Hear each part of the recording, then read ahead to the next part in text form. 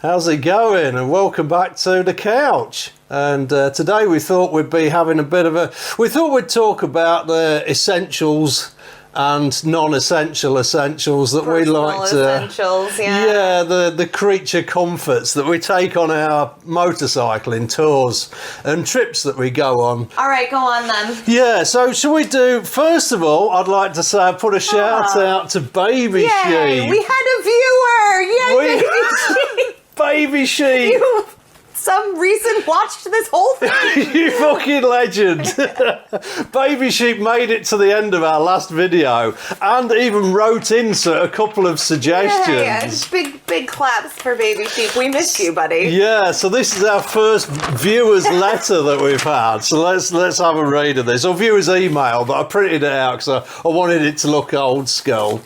So let me read out his suggestions and ideas. So it's, Dear Lee and Nate, thank you for the amazing show.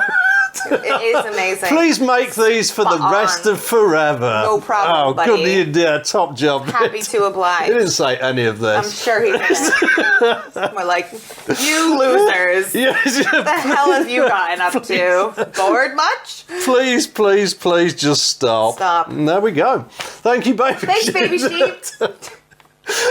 Yeah, so his first one I thought was really cool. First one is for you.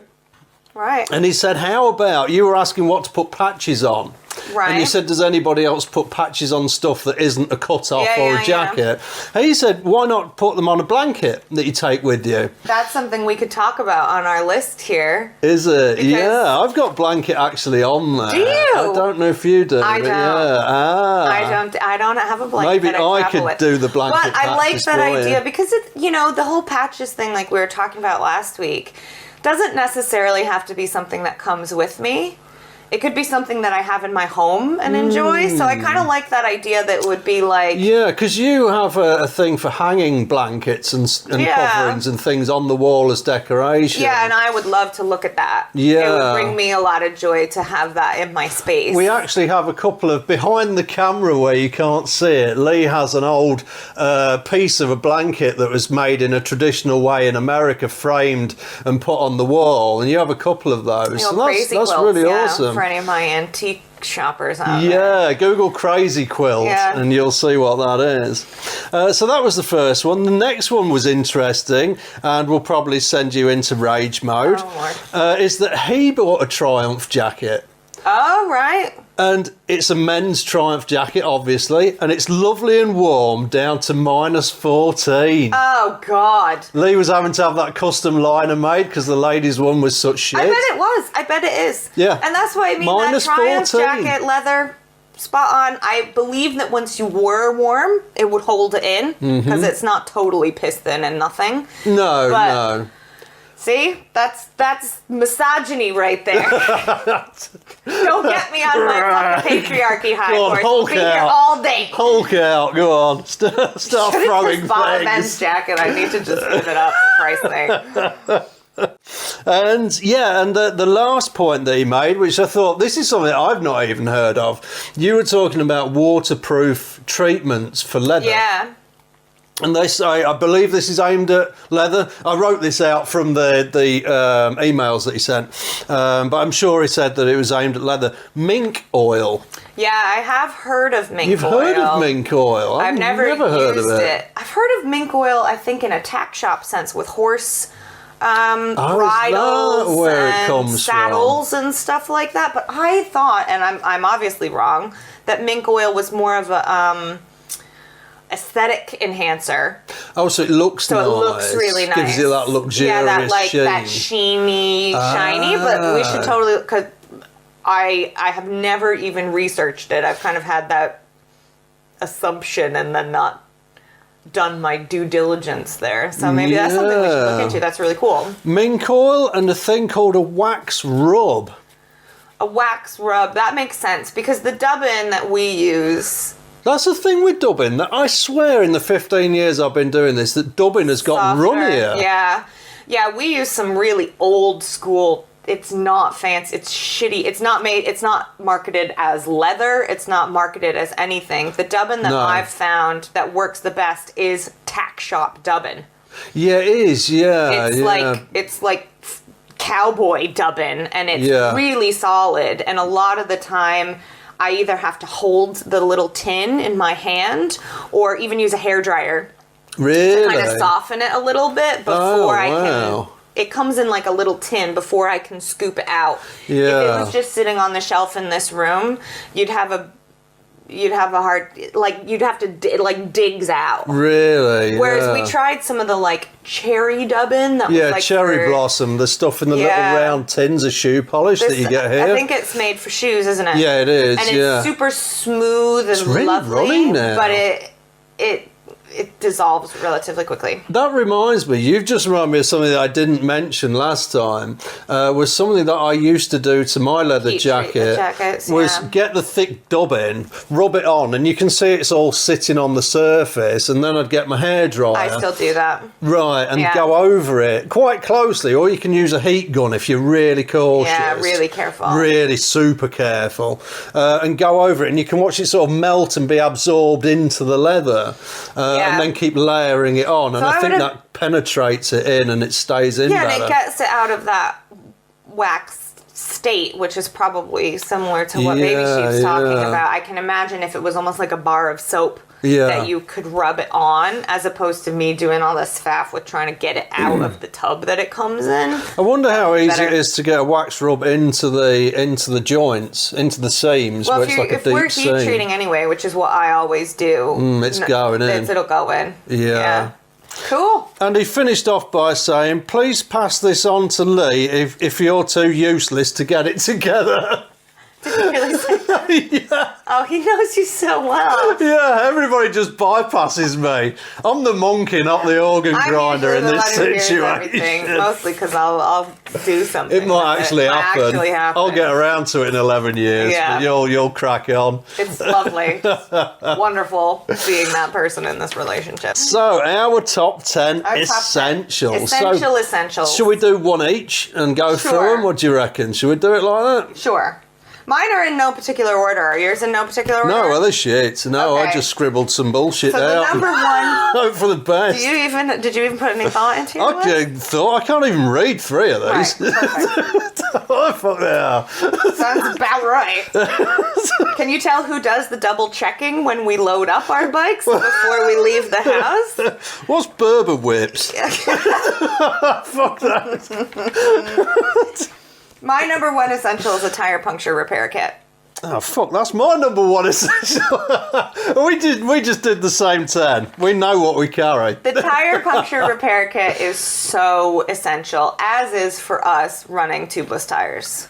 Yes, yeah, I absolutely wouldn't ever. We don't do any off-roading. We're talking about touring, remember, not a bike to go to a bike meet or even a weekend away at a rally, but properly on tour. Any serious off-roading. I mean, that's the other thing. We do like green lanes, kart tracks, gently. Dirt roads. But we're not doing 50 mile an hour through potholes and shit. No. I would never run, and I mean, I would only ever run tubeless tyres. Yeah. I can fix them 99% of the time. If it's a pinhole, like you've got a nail stuck in it or something, which is most of what you're gonna get, I can fix that in like under a minute. And that mushroom puncture repair kit has saved our asses. Yeah. So this is our tyre kit.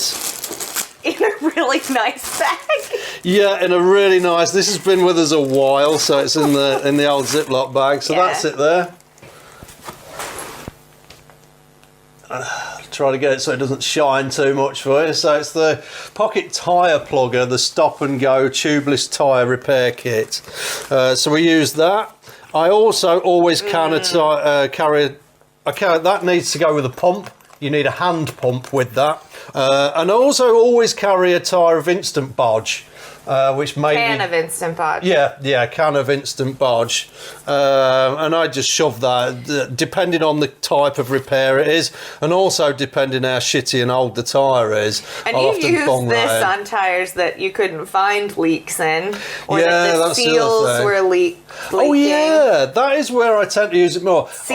When seals are bad, and that's not typically a tour problem, but could be. Yeah, I've had it go. This shit's magic for a seal. So that is the joint. That's where the tyre meets the rim on the bead. Okay, What's your number 2? My number 2 is, this will show my Britishness, stove and some tea bags. Guess what my number 2 is? It's fucking stove and tea bags, isn't it? Stove.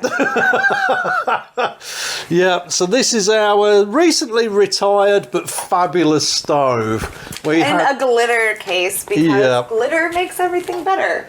So we use, this is a Primus stove. Yeah, this is an old Primus petrol stove, so that it'll run on the petrol that's in the bike.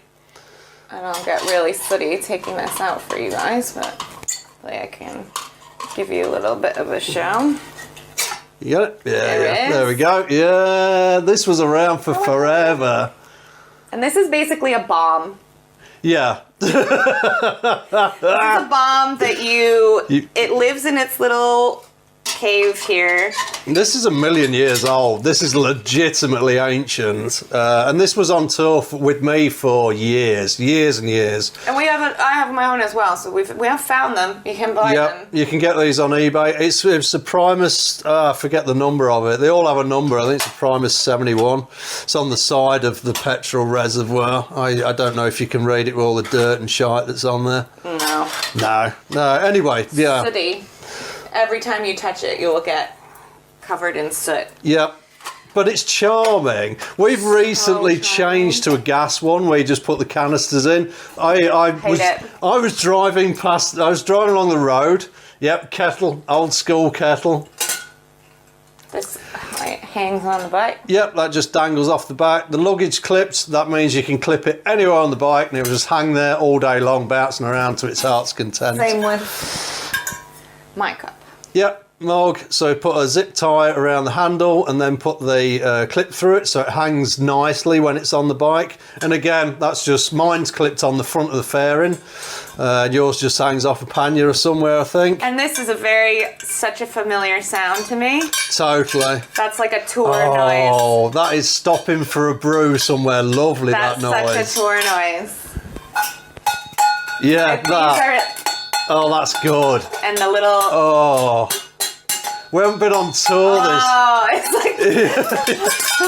We're on tour again. Yeah, stove is absolutely essential. I love the Primus stoves, and honestly, when we go to shorter visits, like rallies or weekends away, I always want to bring the Primus stove because it's way more charming. Oh, it's so charming. You have to learn it. Yeah. You have to be able to read when it's ready and it'll go. And sometimes if you read it wrong, it doesn't work and you've got to let it cool down. And if it's cold, you got to do it a little bit different. If it's a hot day, a little bit different. You got to find a really stable spot for it. You kind of got to be, because you got to pour petrol all over it and basically light the whole thing on fire to warm it up. It's great. It's great. But either the Primus or our new gas one. Yeah, and by new it means I found the gas adapter on a fly tip the other week. Yeah. It's like, I'm having that. Either way, after a long day or even midday when you hear that kettle jangle and you have a cup of whatever that's the other thing. I went to see awesome friend of mine. I went over to see Greg. Hi, Greg. I don't think. Do you think he watches these? Yeah, everyone's watching this. Of course he is. Super good. So I went over to see Greg. Greg lives in Austria and he makes amazing Austrian coffee. You make horrible British coffee. Yeah, and you know what? I was there. I stayed with him for a few days and he made this amazing coffee. And I said, you know what, Greg? I just want a taste of home. And in England, well, personally, me, it's changed a bit now, but I drink shitty coffee. Instant Nescafe crap I was drinking back there. Yeah. And I brought some in a pannier. I don't think I could get it. It wasn't the same there. Yeah. So with your stove, always put your favourite tea bags in. If you like a cup of Yorkshire tea or something like that. Even herbal tea we drink. Whatever it is that you drink. Yeah, because that's going to make such a difference. Okay, go ahead. Number 3. Number 3 is brick. Oh, I do have that on here, power brick. Right, yeah. So this is a modern day convenience thing. We have chargers all over the bike, but I tell you something, having one of these bad boys with you, so this is a charging block or a charging brick. We have this just sitting around and it's so useful just to be able to tap in. Yeah, they're pretty heavy. which kind of sucks, but their slim design means you can fit them anywhere. And this really for our headsets, because we use the Cardo Freecom Plus, I think. Yeah, which 2 we'll Plus talk about at headsets, some which we point. can talk about at some point. Those need to be charged every day, and we do, because we're in the saddle talking for 8 to 10 hours a day. So Yeah. we're getting the most out of that battery. Yeah.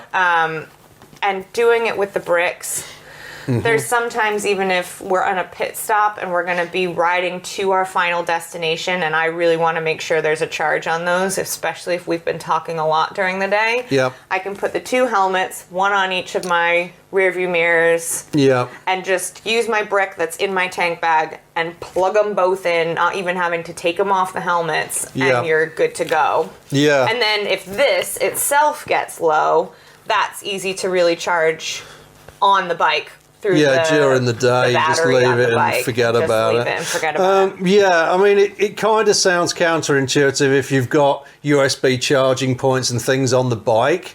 You might think, oh, that's all I need. I don't need anything else. But I found having one of these, it's one of those things that I thought, am I really going to use that? Am I really going to? I've got all these charging points. Some of them are permanently live, even when the bike's turned off, for, again, convenience. This, I wouldn't be without it. I absolutely love it. I wouldn't either. Right, do you want to do the next one? Well, I have a very obvious one, but still is super important, is a sat nav.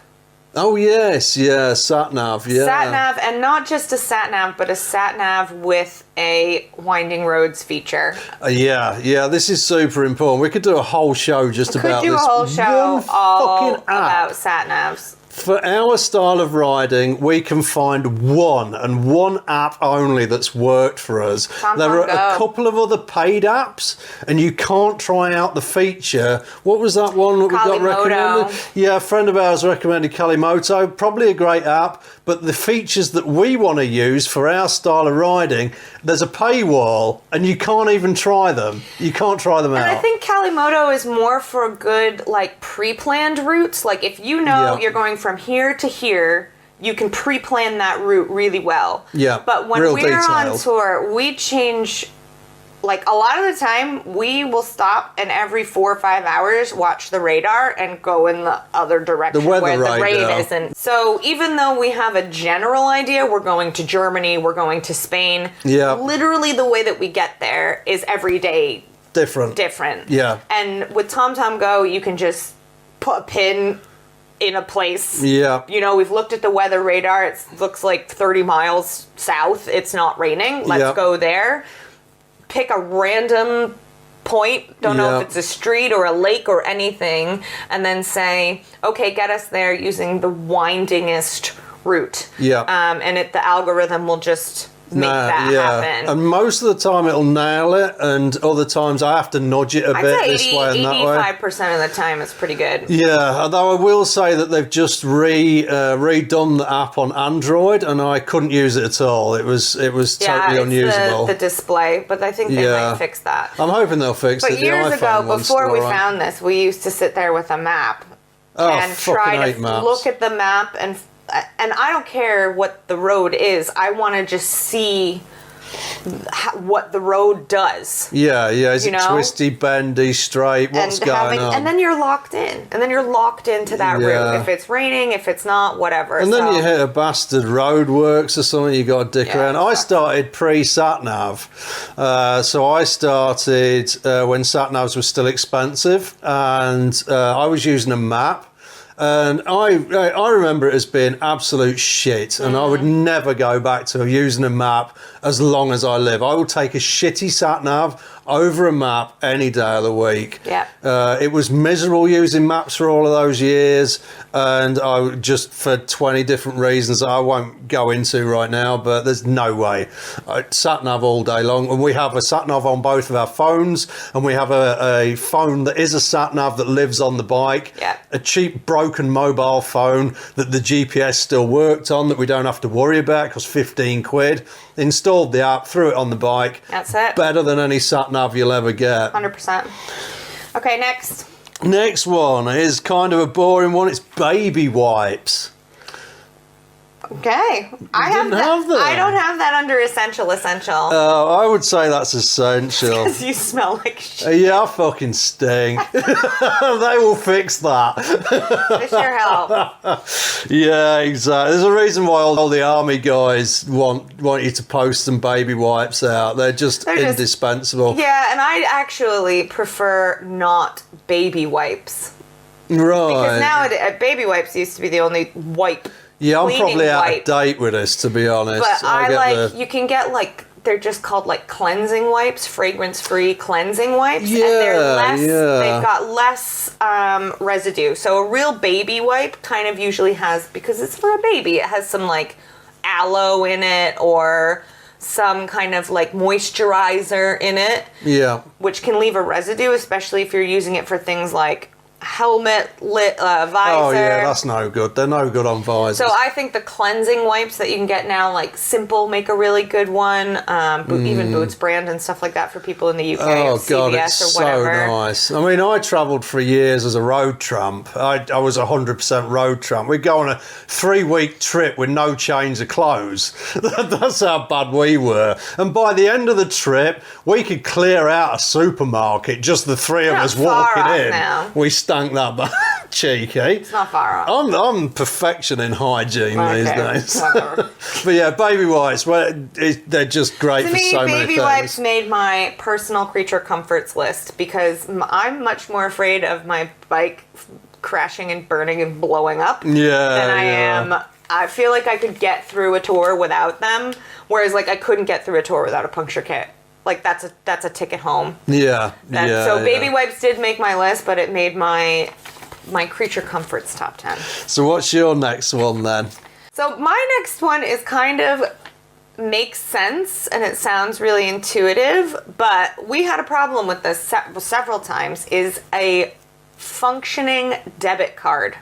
I really expected to be able to get gas, to get petrol with cash everywhere. Yeah, me too. I didn't think that we would ever run into a situation where we couldn't use cash to get petrol. No. And there are gas stations all over France particularly, but I think also in Germany and some of the other places. They seem to be, when I first started, there weren't really any, but as time's gone on, there are more and more cashless, attendantless, humanless petrol stations, and you either pay with plastic or you don't get any petrol. And that got us out of the shit. Oh Christ, did it? Yeah. To have that, because I don't think you had a card or you didn't take it, or no, because you operate mostly in cash because you're a tradesman. I'm a builder. Yeah. I work in the building trade, and nobody uses plastic. Right. Nobody's showing up with plastic anywhere. It's cash all day long. And I had to learn a hard lesson from that because I used it to get us out of that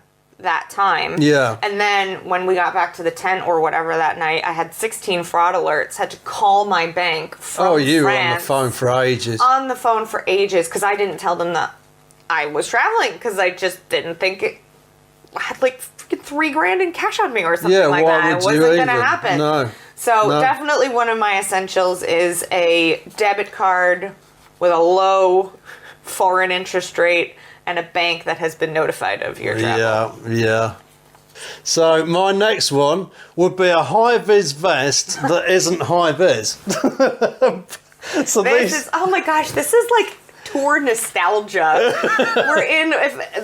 This is hard for me. It's late January 2021 we didn't tour at all last year. This is kind of difficult to relive this stuff. Yeah, it is fun. It is nostalgia though. So this is my high-vis vest. In certain European countries, you've got to carry one of these. And yeah, this is my high-vis that isn't high-vis anymore. You don't have to wear, I don't think they're mandatory to wear them on the bike. No, you just have to have it present. So what mine actually serves as is a flail. So on my panniers are on the side of the bike. They've got straps around them to hold them on. And I tuck this into them. I actually thread a luggage strap through the arms so that it can't fall off at all. and then I have it flailing from the side of the luggage on whichever side cars are going to be overtaking us. Yep. Because we travel we're not the quickest people out there. We're like 50 mile an hour, and cars will overtake us. And I found that having a flail, this flapping around in the wind, they really draws attention to you. And that has also been helpful because we both have them. We've got another one, haven't you? Yeah, so we've got one each. So we've each got one. That one's equal. I think we stole that one from Asda or something. Yeah, I have got old. one with Asda's delivery written on it, but I couldn't find it. Yeah. And this also has been helpful for me to find you. Really? So there's times when we'll get separated, and not by a lot, just going through high, heavy traffic areas. Maybe 2 or 3 cars will be in between the two of us. And we're still connected by our headsets, so we don't need to pull over, nothing like that. But I can catch him up. And it's really just one of those, like, immediate eye things, especially I think when we were in Spain or in the Barcelona area, there's so many motorcycles. There are a lot of motorcycles. Which is really cool, but when you're trying to kind of find you again... in amongst all of the crazy. Wow, that is interesting. That's a really easy way for me to find you and know where I'm going without lizard brain just latches onto that and then you're away. It's great to have something that's got movement in it, and it also doubles up as an oil rag.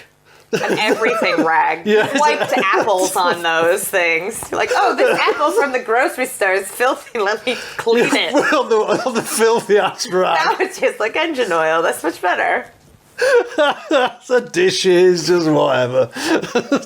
Okay, I've got a couple that kind of go together. 2 particularly that kind of go together. I have zip ties written down, and I have chemical metal written down. Right, yes, yeah. So those are definitely 2, like... we have bodged shit together with zip ties and chemical metal. Yeah, yeah. Your rearview mirror is falling off. Yep. Your freaking clutch cable is now starting to break away. Your pannier has a fucking great big hole. Your radiator's burst. Your radiator has burst for the 17th time. Yep. Shout out CB500 once again. Fucking thing. Those 2 things I feel like. Bike. I think the first time I went on tour, I brought duct tape. And never used it. Yeah. But zip ties and chemical metal. I've not used gaffer tape, duct tape in ever. Yeah, no. In a very long time. Electrical tape more than duct tape. Electrical tape I find is way, way more useful. And I only say that because, again, take all of it, see what it is that comes out of the bag and works repeatedly, and whatever never made it out of the bag after a couple of trips, get it for long. Do you have bottoms on your list? Do I have? No. Well, yes and no, because I've got tool bag on here. See, tool bag's a catch-all, though. That's not 10 things. No, it There's isn't. probably Not 10 really. things, 15 things in your tool bag. Yeah, I've got tools and special tools. So, yeah, I carry a wide array of tools and repair stuff with me. And down here, we've got a bag. I didn't bring the tool bag in. This is a bag that I have. This lives in the garage, and so whenever we go on tour, I just pick this bag up and throw it in the bikes. That usually goes on the front of my bike for ballast. Yeah, it does. Yeah, because it's heavy as hell. Really heavy. So I've got everything is in a Ziploc bag. So I've got replacement cables. So that's replacement cables for the clutch and stuff. Rapid metal. This is a new kind of chemical metal that I haven't tried yet, but it's supposed to be really good. This is in a sort of syringe type thing. I put a brand new one in every time we tour, because what happens sometimes, you open it up, it sets in the tube, you come to need it and it's fucked. So that one gets a brand new one. Wiring connectors, crimp connectors and things. That's another cable kit. That's an actual professional cable set. That includes the ends and things for cables and stuff. I have clutch plates for both of our bikes. Gasket kit, go, so that's basically sealant. So if you replace a clutch, you need to seal the casings back up again. I have, for my bike, because they're known for eating CDIs, I have a replacement CDI. One of my CDIs shit itself a few years ago mid-tour. I have a couple of ignition coils. So that's what feeds the spark plugs. So I always have a couple of those, and they're matched to the bikes, so they're the right resistance. So you won't fuck a CDI by putting the wrong one on. Spare indicator relay, a couple of hose clips, and some bodge blocks or terminal blocks. And I think that's it at the moment. I do add the odd thing. Oh, some sandpaper as well. And the other thing that I have on my list that goes along with this is bulbs and spare bulbs. Yep. Yeah, they would normally be something. This is, again, one of those things that you think, oh, I'll just buy a bulb. Yeah. If a bulb blows, we'll just buy a bulb. And, like, good luck finding the bulb that we need in the middle of northern fucking God knows where France, where I speak passable French. We try really hard to speak some of the local language enough to ask for how much does it cost or buying our petrol. Yeah, make an effort. Make an effort. But I couldn't ask for, can you give me a light bulb for my rear indicator? I can't say that. So we always take our bulbs and tape them to the light next to whatever that bulb goes to. So there aren't any bulbs in the spares bag because they're literally taped on the bike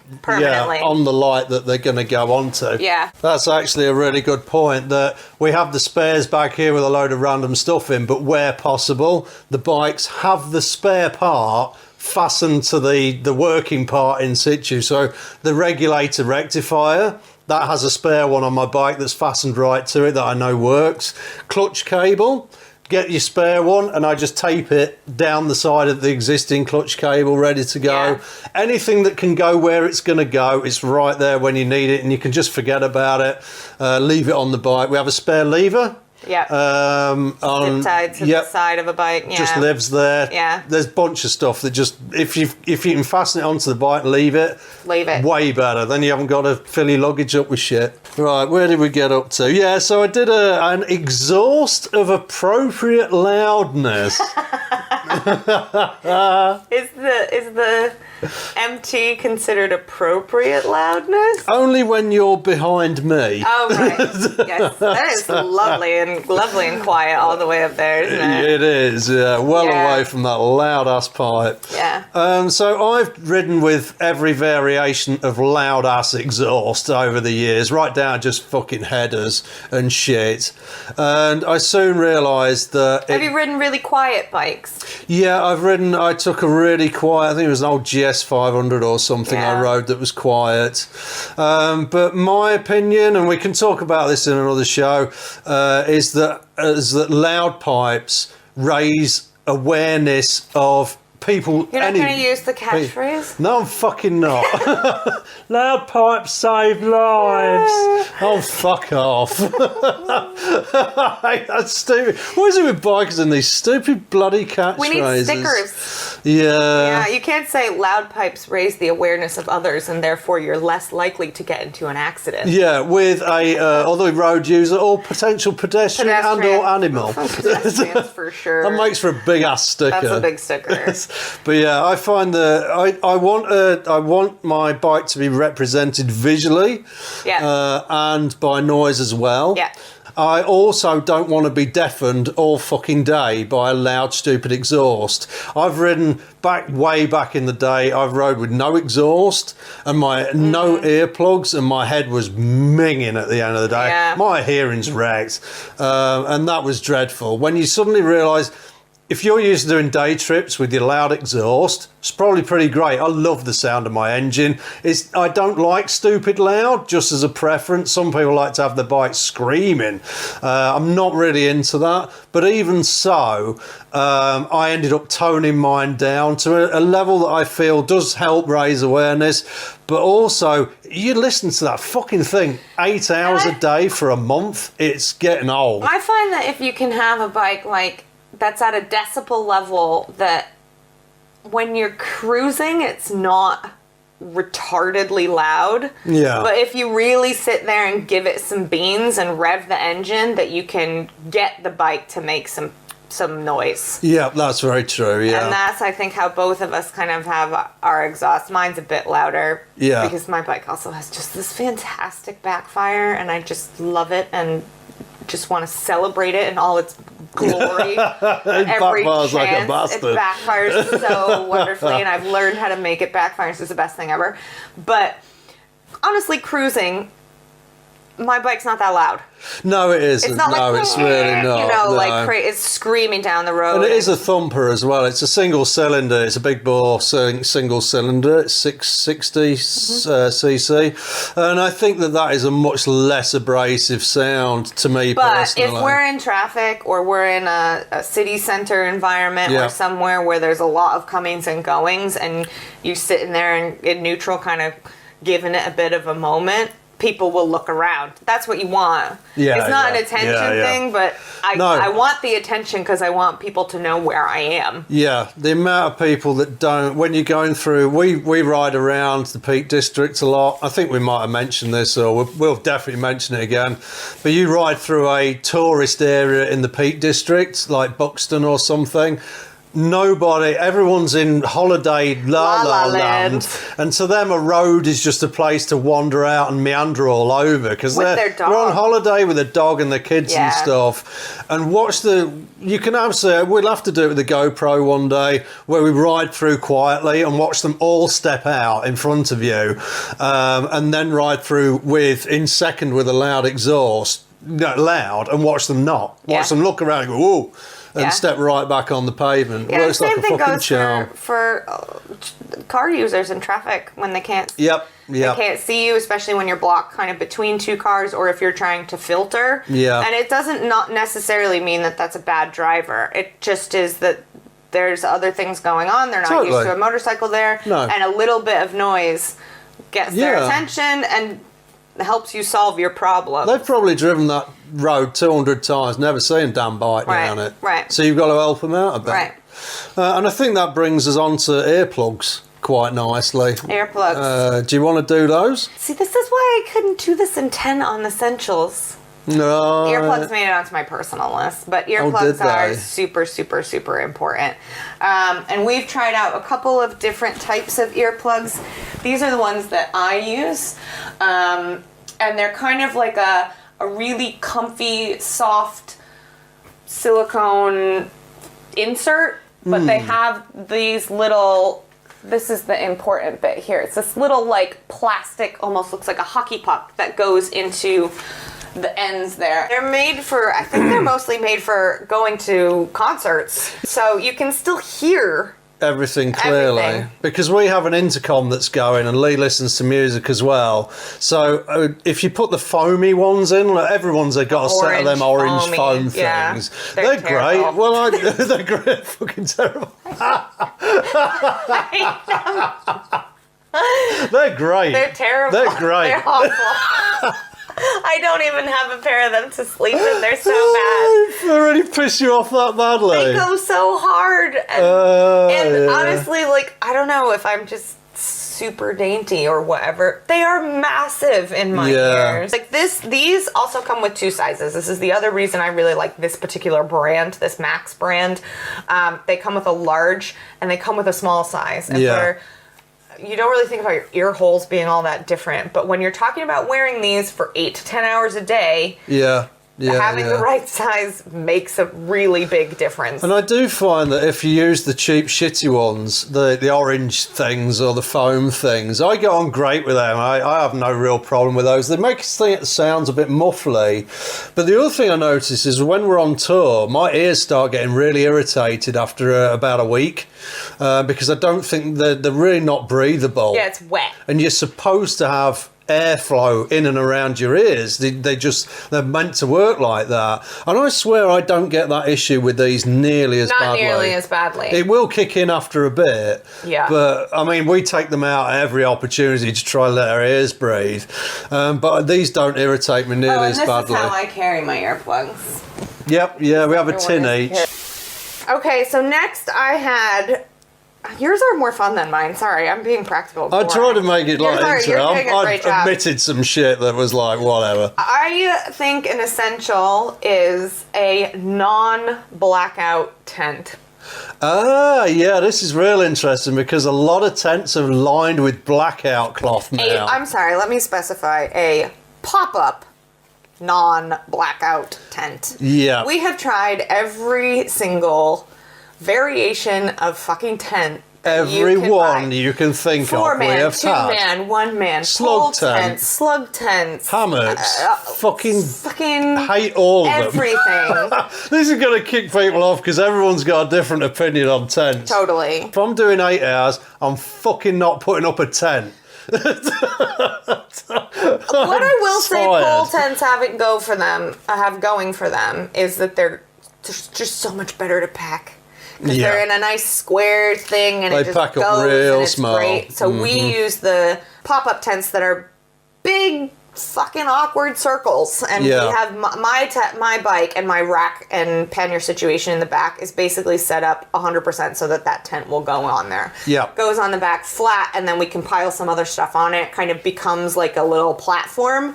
And I've gone through pain after pain. Putting that thing on the bike blows. Yep. But let me tell you, when we're tired and it's a long day and we're maybe even wild camping somewhere slightly dodgy where you don't want to be like messing about for a long time. That thing is up in 2 seconds. We never even bother pegging it to the ground because you throw your heavy tank bag in the tent and guess what? It's going fucking nowhere. Don't leak. And that works out. That is an absolute essential for me. I would never travel with any other kind of tent. You made an important point there that I've never really considered, is that I will take putting that tent on the bike is a pain in the ass. You get the hang of it, you get good at it, you fold it up, it's fine, you know, you can deal with it. But I would take a pain in the ass in the morning. Oh, when you've got all the time in the world to set off, over a pain in the ass at the end of the day when you're fucking knackered and you've been on that bike all day, you're exhausted. And it's genuinely, things are harder. Oh, way harder. Way harder. Road monged and kind of like in a daze and stuff. Just fine motor skills of doing shit is, in my opinion, fucking harder. We're in zombie mode. Yeah. I mean, we call it being road monged. And if you're the kind of person that spent like multiple days on the road, you get to the end of the day and you've got like 1,000-yard stare. We don't even talk. No, we don't talk. This is going to be a great video where we talk about our different roles on our tours and things. And at the end of the day, we're just a mess. It's done. And trying to figure out assembling poles, putting it together, sliding, all the liner needs to go in, all that shit. If the two of us had to work as a team. Yeah, working as a team to put a fucking tent up? Yeah, fuck off. No way. So the tent just pops up. And the other thing I will say is essential for me is to have that tent not be a blackout tent. Yes. We went to Decathlon to get new tent. Yeah, old one wore out, went to get a new one, lovely. No. Went inside them and they're like blackout tarp on the inside. Yeah. And it is so dark. Yeah. Like flashlight dark in the middle of a store. Yeah, the Decathlon here is super well lit. Yeah, really lovely. Got in, zipped it up, cannot see your hand. And one of my favorite things on tour and is just naturally waking up in the morning. Yeah. When the sun comes up, when the animals start moving. Like I said, we do as much wild camping as we can, but even when we have to be in campsites, we don't set alarms. You get in a rhythm. Your body gets in a rhythm. We're usually early to bed, early to rise. Yeah. And you kind of, you just wake up and it's nice. And yeah, real nice. And with a blackout tent, it's the gentlest wake up ever. It's so nice. And you can buy fucking alarm clocks now that shine an increasing light on your face in your house that try to replicate this thing that you get every day on tour. And it's brilliant. You wake up feeling great. Yeah. You've had all that fresh air all night. You don't have to fuss sun with wakes you up. It just kind of wakes you up. So that's such a huge part of the experience for me. And if you want blackout, get an eye mask. You can have blackout whenever you want it then. They make great ones that are like big bug goggles that like sit in your sockets really nicely. Can you imagine having to wake up with an alarm and then you can't see anything in the fucking tent and you're crashing around in a torch? You don't know if it's raining, you don't know if it's like, that's the other thing. You get an immediate impression of what the morning is like just laying there in the tent. Yeah. And it's that, like, tour is so immersive, you know, it's Yeah, if you don't want to be out there, as little tech as don't do it. possible, like as little, we're Yeah. kind of just wanting to be there, and having a blackout tent really like removes me from the experience. Yeah, no thanks. Some people swear by them. I don't get it. I don't want one. No thanks. Nope, not for me. Not a chance. So my next one is a practical one. Then I can do some silly Then we'll do the non-essentials. personal Yeah. non-essentials. So this would be Ziploc bags. Oh, good, fair point. These things. Perhaps not as fucking This one's sad as this disgusting. one. Yeah, this one's kind of gnarly.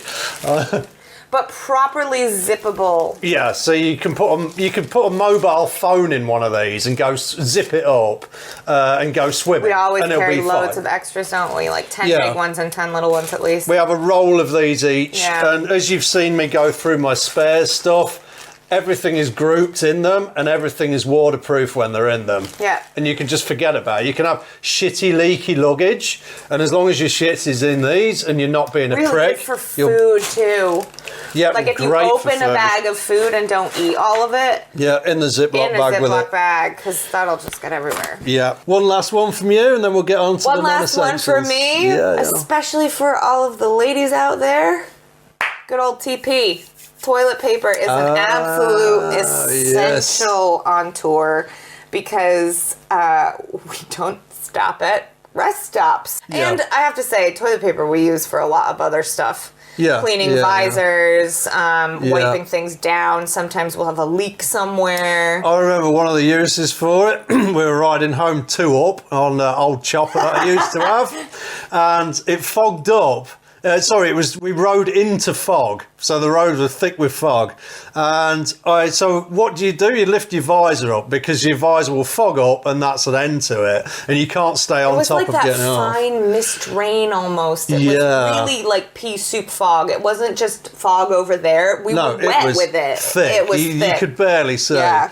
So your visor fogs up. So what do? You open it up. Problem is, I wear these things, and they fog up as well. So basically, Lee had some. Just poke yourself in the eye with your own glasses. But yeah.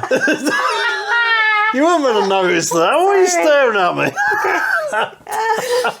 Yeah, so basically we armed Lee with some toilet paper, and I'd be riding along and a little hand would come around and like wipe each of my glasses with the toilet paper so I could fucking see. That was so sketchy. That was well sketchy. That was on the Bandit, wasn't it? Yeah. Oh, God. Old Bandit chop That was so stuff. sketchy. That's not the recommended use of toilet paper, but No, it's not on the packet. No. for me, and this is actually something that a lot of girls wouldn't do, and I've talked to a lot of other female bikers who do insist on stopping at proper services all the it's just time. whatever, yeah. I know right now in lockdown, a lot of people who are choosing to ride are struggling because services aren't open. No, so, you're not going to go but in. for someone who's a rough old bird like me, being in the woods is just fine. So I always have my own toilet paper in a Ziploc bag in my tank bag with me at all times. Yeah, absolutely All right, essential.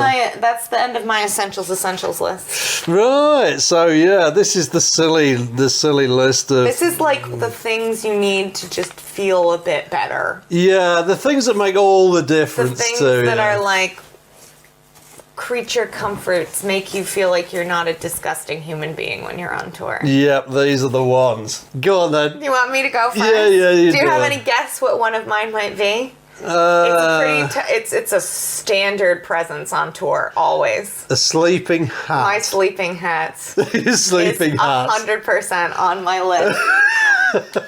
This is my sleeping hat, and this is actually it's like a neck tube, but this one is two layers, and it turns into a hat.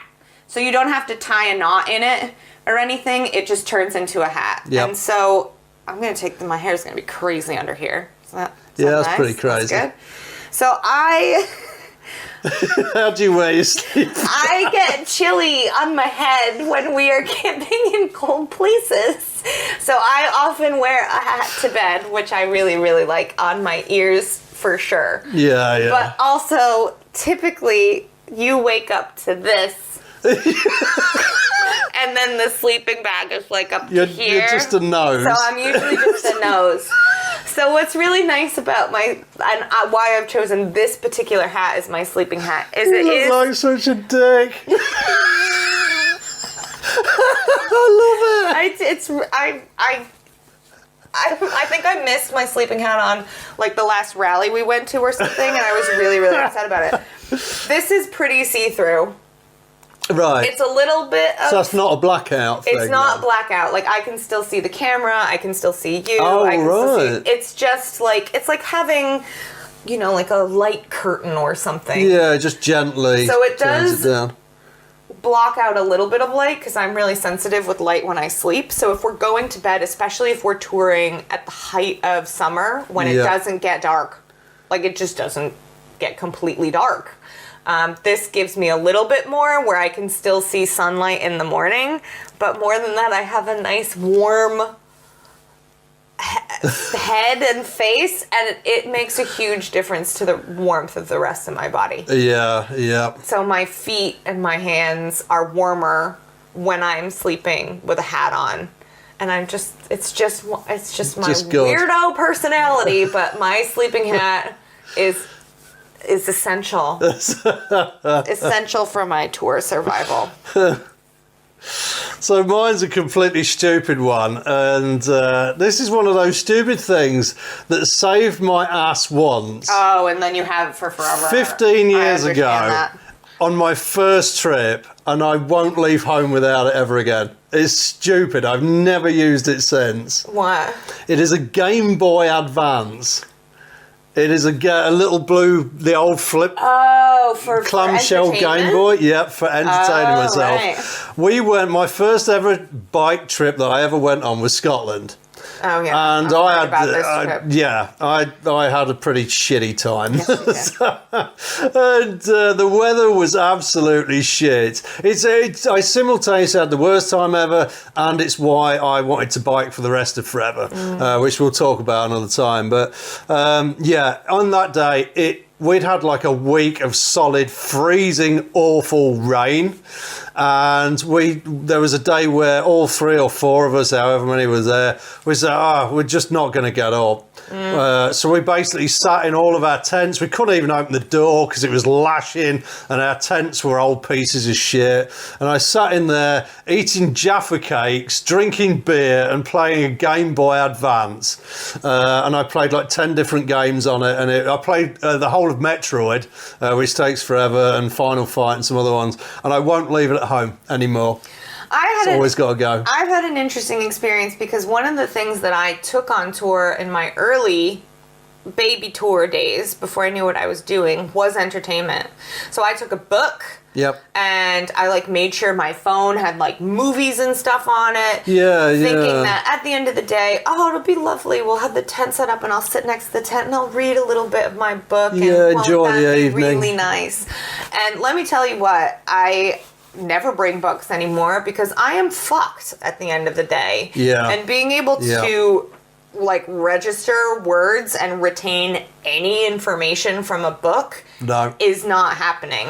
No. The only thing I have on here is either an audiobook or a movie that I know really well and I've seen a million times. Yeah, so that has calming effect. Or someone reading a calming story to go to bed to. Because there have been times where we've been sleeping in places that are either really noisy or slightly sketchy.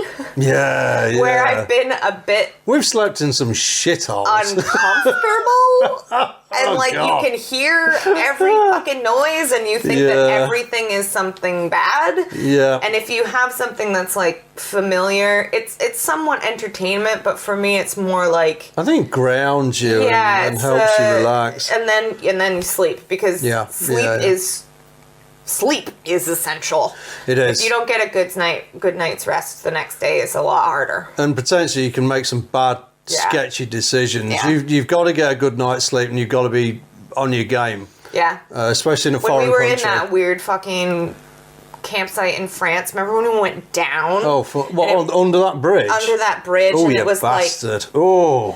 and I was. We pulled in, and there were two. We were setting up our tent, and two guys walked in with a load of stuff they'd just stolen from somebody's There was, like, a house. television Yeah, there was and a a TV and a microwave. video recorder, and so it's like you just robbed someone's house. Wasn't great. Fucking hell. And I blessed I think I had like Harry Potter or something on my and phone. just drifted off. I didn't watch it. I just put it on Yeah. in under my sleeping hat. Yeah. See, which creates little like environment, and I got some rest that way. For me, I have a cup of tea or a can of beer that I'm familiar with. Yeah, I've got That wine helps. on here.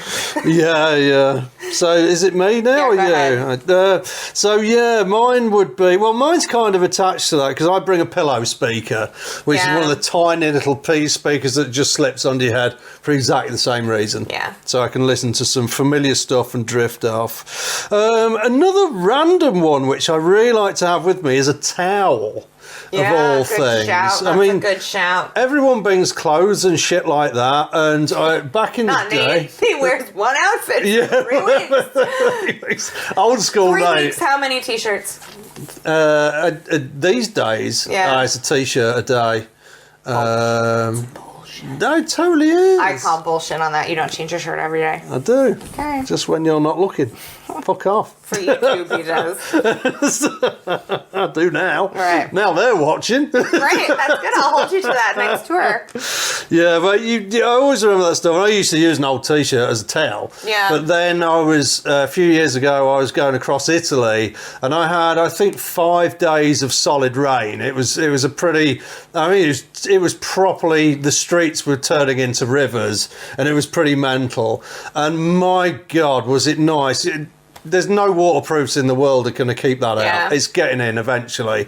And to be able to dry my face, my hands and my feet at the end of the day made so much difference. Even if it's just like a smaller towel, you know, a full size bath No, it wasn't towel, it wasn't like, a bath almost like towel. a tea towel size. Yeah. What a difference. Yeah. What a difference that makes. On the notion of clothes, one thing that I will say is clean socks. Clean socks and clean underwear. Yep. We can both go for a while with the same t-shirt, or if you're getting towards the end of the tour and you have to kind of stretch a shirt out.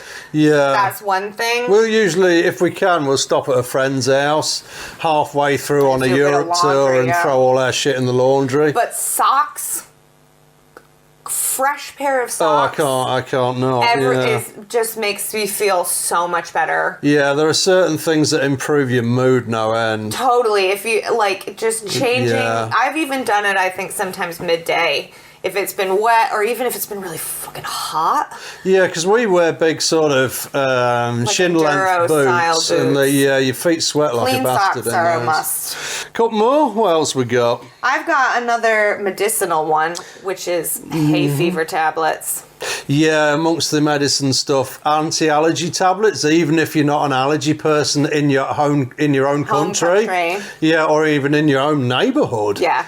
throw a box in. Because I've been on tour, we've ridden through an area with some weird ass fucking plant in it, Yeah. or a weird tree that we don't have here, and Jesus Christ, they'll rip you a new I can't arsehole. see. They're I bad. remember one time I just started weeping with whatever was in that area. I've seen you wake up in the morning. We slept somewhere without noticing this. Lee's eyes were closed. It looked like you'd got two black swollen. eyes. I have no idea what it is. I'm not someone who has particularly bad allergies. No, you don't really get them. Not really. No. But we always have a first aid kit. That's not on here. We always have a first aid kit with, ibuprofen and Band-Aids and stuff like that. But one of my personal things is I always make sure I have anti-allergy, antihistamine tablets, because that you will survive. You will be fine. Neither of us have ever had a severe allergic reaction, but talk about improving your quality of life. Yeah. And there's another use for these as well. I got bitten. I was in a German forest, and I got bitten on the arm just by a mosquito or some shit. And my whole arm from here down was so swollen I couldn't get it into my bike jacket. Yeah. It was ridiculous. And I took like 2 of those at a time, and it brought the swelling down. I didn't even know that was a thing. Yeah. But that was totally the thing. But anti-allergy tablets, even if you don't take them, totally make your life way better. So I think I've only got one more. No, I've got one more, which is this one. Oh. This was a present from Lee. And I got fat and old and need a bit of help with my shitty, crappy seat on my bike. So this is an Air Hawk. And this is basically an inflatable. You don't inflate it. Other than a tire, this is actually ready to go. These are cells that inflate, and this is full of enough air to be comfortable. You throw this on your seat if your bike seat is not great, and you can get way more hours on that bike seat without being really uncomfortable. I just bought one. I haven't had a chance to try it out yet because you have gone up and down about how much you love this I will thing. never, whatever bike, I don't care what bike it is, even if it's some big fat ass cruiser with a huge thick seat, this is going on for a long trip. Nice one. Local wine and local food. I'm a big foodie, so that's one of my favorite things on tour. We don't generally, when we're touring, not holidaying on an aeroplane somewhere, when we're on bike tours, we don't really dine out. No. We don't go to restaurants. We're not in any fit state to be in public places. No. It's not fair to other living creatures. We're pretty rough. It's not good. No, so we do all our own food. I live pretty much off cold meats and sandwiches and stuff. I can't be bothered cooking anything, and it's nice to walk around the supermarket, pick out some weird shit that you haven't seen before, pick out the stuff you know is safe, throw in a couple of things you've never heard of. Love it. There's amazing stuff to be found. It's been great. And if you're from England, buy everybody else's wine because it's really in France, good. there are those. They're like in mini bottles. That's how I like. You're a beer person on tour. Yeah, I like a local beer. And by that I mean, you'll have a beer maybe every second or third day. Yeah. We're not big drinkers, but for me, and a big reason I'm not a big drinker, so if I bought a bottle of wine, I'd be in trouble. Yeah. But if you buy those little individual ones, in France, they're like £1. Oh, yeah. And they're so good. Yeah. So good. So that's definitely essential for me. My last one is having a translate app.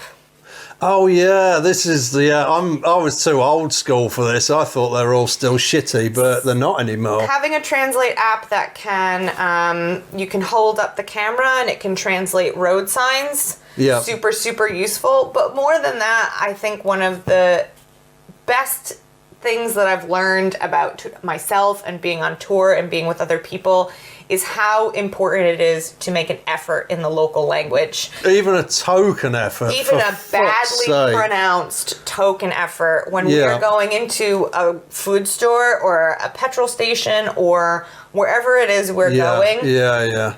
Right before we go in, or maybe, in the tent the night before if we're in Austria, knowing a couple of words, thank you, hello, all of those kinds of things, to just break down so many barriers. The reception you get will be 1,000 times warmer and people will be a lot more helpful to you if you make that effort. We've all stood behind that prick who's walked into a shop and is shouting in English at the guy in France expecting to get service, and it's don't be that fucking arsehole. Just don't be that guy. We've had so many lovely experiences. Remember that guy, that cowboy in Austria that we found? Yeah, little old boy. Didn't speak a word of it. We spoke hardly any Austrian, but there was enough passing between the two of us. He knew a couple of words in English. We knew a couple of words. And it allowed us to be on the same page and have a really cool moment together. You see that shift in people's perception of you. I mean, we look as rough as fuck and we also look pretty weird when we're on tour. And we walk into some little old man's shop and he's like, holy fuck, who are these people? And you make that effort and you try to connect with them and they just warm up before your very eyes. They have a laugh at you. It's and brilliant. I think it's great when we go to Germany and you go in and it's Pump Nummer whatever. Badly, his German accent. My German is terrible. atrocious. And you can see but I try. The clerk has a bit of a giggle. Like, that's the best. That's what we're here for. We're on tour to have a great time, and Learn a few words. Yeah, Use them. Do badly. Look foolish because it really they will love you smooths for things it. over. And man, does it make bikers look a bit better. Yeah. Be that person. Be that guy. Be that person. And that's it. That was our essentials and non-essentials list. We made it. That was fun. I enjoyed that. Oh, that was such a like honeymoon. Trip down memory Oh, lane I'm of missing touring. it bad now. I'm missing being out there, aren't you? Any day, please. So any day, let us out. Let us out. Let's Fingers go crossed, see some cool 2021, people. there's going to be at least one tour in there. Yeah. So write in the comments if there's anything that you have that we've missed off, anything cool. I mean, we've missed a few things off, point them out, and Yeah. I'm sure we're always looking for new stuff that's cool to take with us. And hopefully we'll get some more letters we can read out. Please Thank send you. us letters. Send us letters. It's We'll read fun. Are we all done? We're all done. Okay. See you in the next one. Bye, guys. Bye.